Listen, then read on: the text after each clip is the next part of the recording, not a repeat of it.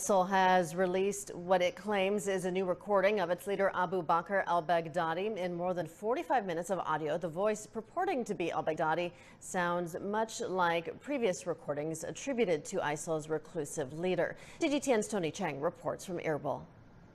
He references in the recording a number of recent events, both the peace talks, the Syrian peace talks in Astana with Russian involvement, and the nuclear threat from the DPRK against Japan and the United States.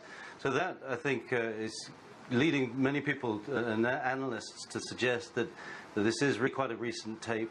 It doesn't reference any specific date, but it also talks about ISIL conflicts and defeats in Sirte, in Libya, in Raqqa, in Mosul, just down the road from here.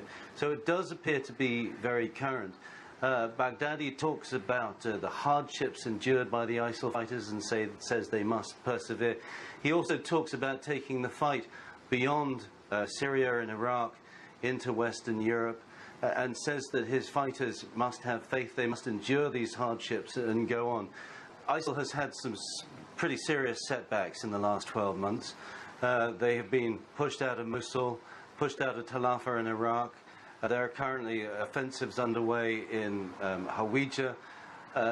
We understand that there are still a few pockets of ISIL resistance left in Raqqa, but they are pretty much, well, they think that conflict is going to be finished pretty soon.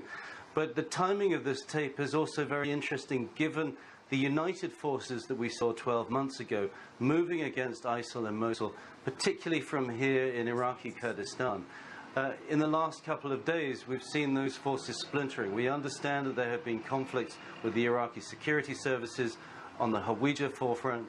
And here in Kurdistan, we're seeing the threat of Iraqi troops coming in to face the Kurdish Peshmerga to take back oil fields in Kirkuk. So what had been a united front against ISIL 12 months ago is now looking very splintered.